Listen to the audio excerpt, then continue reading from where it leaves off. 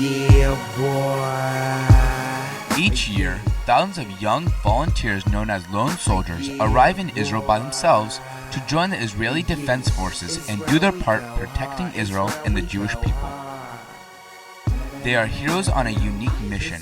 They give of themselves for the benefit of the state of Israel. Israel is a place for people that love a challenge. At first it's tough because you're kind of in shock. There's no off switch, practice doesn't end, you don't go home. They were hard, but you knew you were doing the right thing. Every day I said to myself, if I can save one life. It makes me proud to say it, that I did it, that it's part of who I am. I got to fulfill a lifetime dream. Israel we go, Israel we go. A lone soldier is someone who has no immediate family in Israel and serves in the IDF while their parents and loved ones remain at home thousands of miles away. I think it was 10th grade. I saw a movie on TV called Raid on Entebbe. And this was great stuff. There's heroes running and saving hostages. Seeing that, I said, I want to be that. I want to be a hero. I want to be a sniper in the Israeli army. I had finished my university study. In my last year, the Yom Kippur War broke out. I just felt useless studying for bachelor's in political science when there was a war going on in Israel, and I had friends who were fighting and friends who were killed. My father fought in the Yom Kippur War. He would always tell us stories about the army, and I knew that eventually I would have to come and serve in the army, not from like the country's forcing me perspective, but I want to do it for myself. Jewish education was always an important part of our identity. I guess it was my time in Israel on year course and getting to experience the culture firsthand for the first time since I was a little kid. Putting together, my values, okay, this is something important and I'm at the age and physical ability to go do this, so I should go do this. I came here in Taglit years and years ago and I fell in love with this beautiful country. I had a job offer here in Israel, and literally the week I came, the war in Gaza started. When I was in college, it was the time the whole Second Intifada really broke out. It was very, very upsetting for me to be on a college campus in the US and to watch people have their lives taken away from them in a split second for no reason other than that they were Jewish. I had a lot of motivation to do whatever I could to protect this country. I came here intending to stay. I decided that the way I wanted to make Aliyah was coming at 22 after finishing university and joining the army. I recognized that it was the best way to integrate into Israeli society. Israel has one of the best armies in the world. With such prestige comes a need for intensive training, which can be challenging for the young soldiers. I was incredibly spoiled. You come here and I don't even know how to explain to you how big of a difference it is. You can be in these one-room apartments and having cockroaches on top of your bed and you're on a mattress and you have nothing. An army anywhere in the world is hard. It's physical, it's never ending, it can be brutal, bloody, you can get hurt. People lose body parts, people lose friends, people lose their own lives. Because it's different here. You're having people shooting rockets at you. You're fighting for your country, for your family, for your home.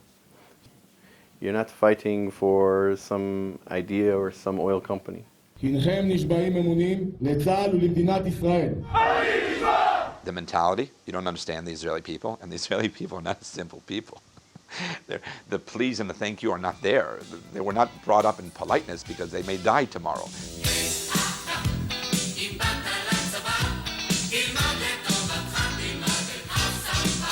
I didn't speak any Hebrew, really. Learning a new language on 6 hours of sleep was hard. Shalom, that's it. Zao. And when you go through Teranut, Alpan, your commanders will not speak to you in English. And you swear to God, they don't speak in English. Because they sit there and they look at you, they don't even understand what you said. And you find out at the end, they spoke perfect English. You learn with your feet, is what the saying is. If you don't know Hebrew, you look around you, see what everyone else is doing. If they're running that way, I should probably run that way. When you're in the Israeli army and you're a regular Israeli guy, you go home on the weekends to your family. And I didn't realize that there's this constant back forth between in the army or on operations and then back home. And you have this support system of them telling you, good for you, I'm proud of you. I was with a program and I have an adopted family, and that definitely helped the process in terms of doing laundry and feeding. But that's one of the issues, is the fact that you feel a little alone. You're a lone soldier, you go through the same shit they're going through, but you come home to what? To walls. I remember the package, it would come, and people would get in, it would be a big ticket, so it would be a big deal. And I never got one. Who's gonna send me a package as a lone soldier? No one knows you exist. When I started making a little bit more money, I went to the supermarket and I bought candy, cake, waffles and stuff like that, put it in a box, and I sent it to myself. Just wanted to feel what it feels like to receive one. In boot camp, there's a Parents' Day. You run through smoke to your dad and mom that are waiting for you on the hill. And I remember my sergeant coming to me and saying to me, "Are your parents here?" And I said, "No, sir." I thought it was a silly question, but I would have gone to jail if I would have told him what I thought. And he says, "Okay, if your parents are not here, you're going to do patrol duties." Now, my friends are sitting in the corners of the base with their parents eating. They don't even want to look at us from so much shame that not only does the guy doesn't have a parent, they say to themselves, he's doing guard duty. I saw some of my friends' parents came to visit, and I realized I wasn't have any visitors in the near term. And that was just, I hit a little bit of a wall. Every lone soldier in the Israeli army hits a wall. It's not a question of if, it's just a question of time, and what does he do when he hits the wall? There's a lot of times when you think to yourself, screw this, I don't have to be here, I'm going to go home. There are going to be some periods when you're questioning, why did I do this? Why am I sitting here in this mud? And a lot of guys come to join the Army thinking that it's going to be wild adventure and glory, and most of the time, the Army really sucks. I remember the day that I said no more. It was a hill you couldn't walk up. You had to get on 4. You're on hands and knees. It took you about an hour and a half to get up. I get to the top of the hill. I took off my weapon. I threw it on the ground. Took off my vest. Threw it on the ground. I'm done. My sergeant, back then, they were not very sensitive towards lone soldiers. His way to help me get over the wall, he ran up to me and gave me a kick. The strength of the kick got me over my wall, and inertia took me the rest of the way. And ever since then, the army was pretty easy. The second I finished the Army, together with a bunch of other people who really understood and cared, a lot of us were lone soldiers ourselves, we set up the Lone Soldier Center in Michael's name. Lone Soldier Center in memory of Michael Levine. It's a new center run by volunteers that try to help soldiers before, during, and after the Army. To provide them with what they need, whether it's food or advice or furniture. The Lone Soldier Center were literally my parents and sibling. If I needed a place to go for Shabbos, they were there for me. If I needed dryer or furniture, I could just pick up the call and I would have it the next day. They did more than I can ask for. That's the really good part about Israel, that people who don't have anything are still giving to you because you've given up what they know you had in America to give up everything to come here and fight. What I've taken away from the Army is a lot of realization about my own abilities to work hard, to keep myself motivated, to motivate people around me. I've changed completely now. I'm not the same person. Actually, I'm much more soft than I used to be, as I learned to have compassion for people. There's nothing of greater importance than serving your people and defending your people. I met a lot of really great people that are really, really smart. You end up creating bonds that they're closer than siblings. Go through hardship. It connects you. And it makes a connection that's kind of hard to explain.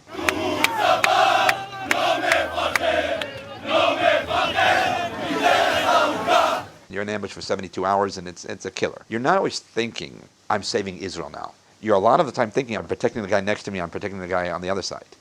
Israel has immigrants from all around the world, but it's the institution that brings everyone together and kind of dishes out Israelihood is the Army. You're learning the culture. You're learning to adjust. You're learning all the little things, the little things that make Israel Israel.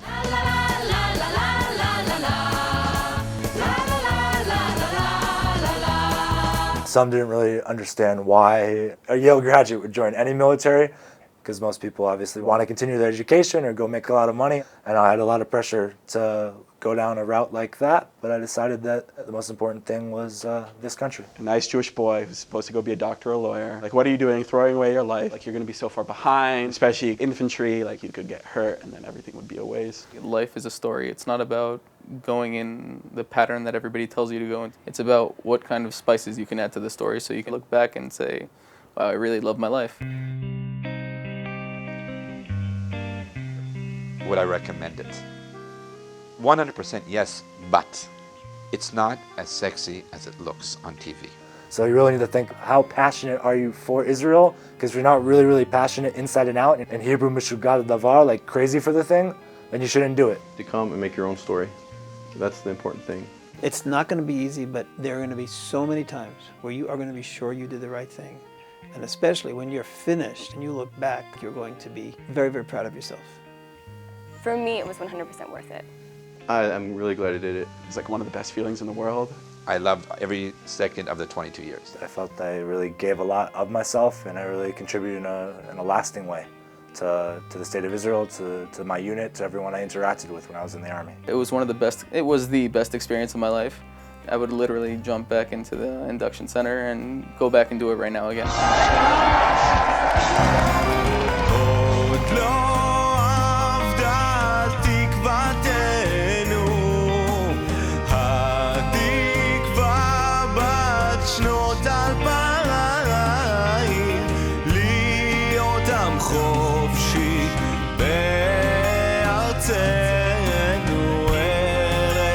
ציון וירושלים